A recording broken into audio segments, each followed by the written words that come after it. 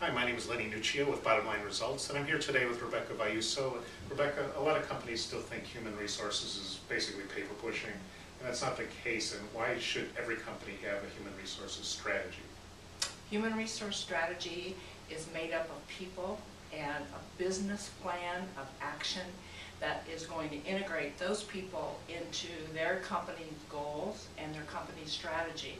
As each one of them comes to work each day, the first thing in their mind should be is, what can I do today to make and meet our goals and to build profitability for my company? Now ask yourself while we're talking if you believe that your team is in that place.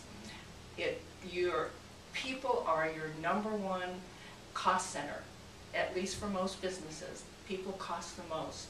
So integrating them and focusing on the HR strategy as a part of your company is absolutely critical, especially in these challenging times that we're in. We're all challenged, all of us in business.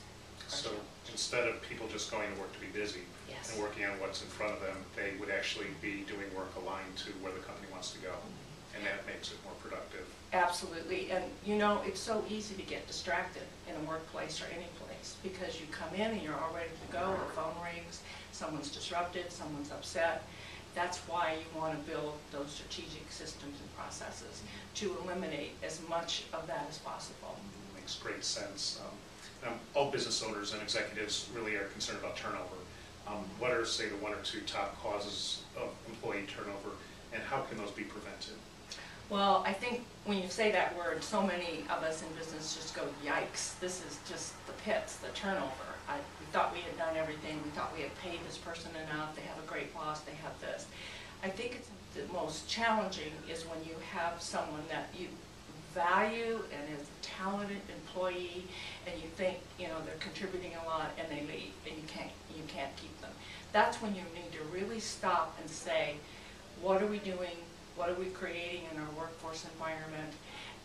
Do we need to look at the patterns and make some changes for the, bad turnover, the turnover that we don't want to go? Okay, so potentially it could be in bad hiring decisions, or not getting people on board in an efficient manner, or just having them try to figure things out, which isn't really going to be contributing to the company's goals most of the time. Absolutely, and when you talk about a bad hiring decision, know if you've created a process that will take you to a good hiring decision and you follow that, and then you've thought very carefully about the culture, that is certainly contributes to lowering bad turnover that you don't want to have happen.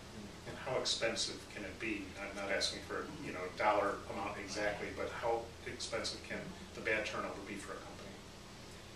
It's difficult to put a dollar on that, but each one of you that are listening to this, think about employees that you've lost that you did not want to lose, and out walks talent, history, the relationships that they have with your customers and with each other. So there's a big hole there, and just the basics, to replace that individual, if they're an executive or a leader or a manager or even an extraordinary individual contributor in technology, which is so important today, then it's going to cost you probably 50 to 100% of their base salary and their bonuses to replace them. And time will be lost, production will be lost, you'll have employees talking about it in the workplace. So you lose time and money and relationships, which are very, very critical. It's a very high cost.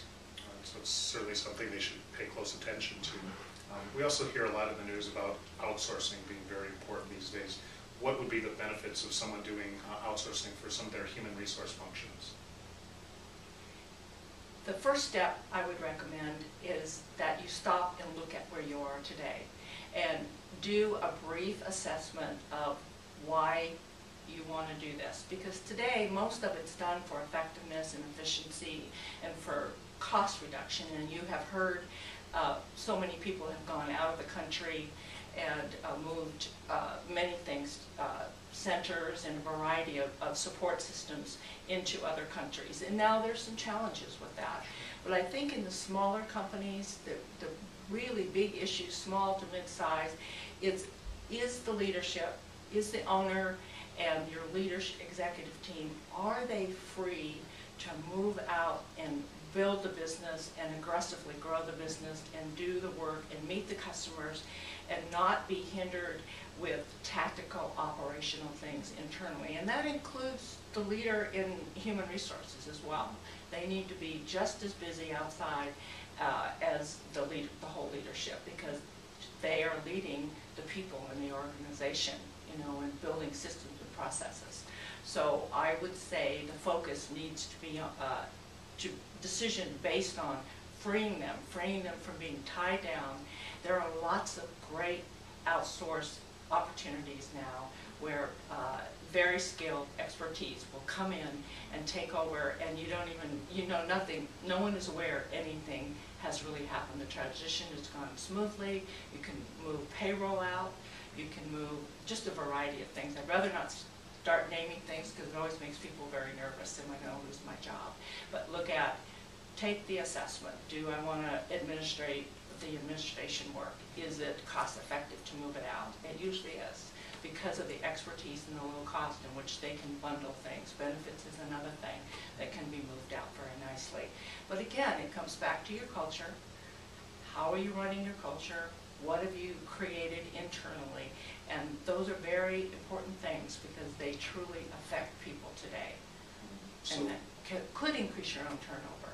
So potentially a business, as we're getting close to wrapping up here, but potentially the business then could get a higher level of expertise by outsourcing and not only save money on lowering an employee headcount perhaps, and also savings on office space, potentially desks, equipment, and other considerable savings for the company. Yes. Okay, great. Compliance is another big issue these days, and I know it's a lot of them, employers just don't even want to touch that. But what would happen if somebody is not making sure that they're with employment compliance laws? How can that impact them? Well, I'll just give you two brief stories. One was a small business. They had about 15 to 20 people, and one was a business that used to have about 40,000 employees, and they're down to about 20,000. The large company felt that they did not have to follow any of the compliance regulations. They felt that their industry really hadn't been monitored, and they didn't do it. They had internal staff who came to them as things really have changed and escalated as far as the monitoring. They continued, they knew, and they made a decision to take the risk. And they have paid dearly for that. They have had to restructure, and lots of law actually in court kinds of things that went on for months. So it cost them dearly. The size and the whole model was changed ultimately for the better. The smaller company, they spent most of their time in court because they didn't have any structure, no policies, no procedures, had a new handbook, but it was not introduced to the employees. So they themselves took the risk, and again, they suffered tremendously with the fines and the time in court that the leader of the organization, the president, had to go represent them. So it was harmful. So basically, all of our employees today have access to what the laws are. If they want to turn you in, they can. So we believe that it is much better and more productive to take a good look at the risk, to realize what is happening, and there's story after story in the news media and in books that are written that today people really do pay dearly if they take a risk by not being compliant. And a handbook can be very, very helpful. And you don't want to be known by the judge in labor court by your first name, probably. Yes, I would say so.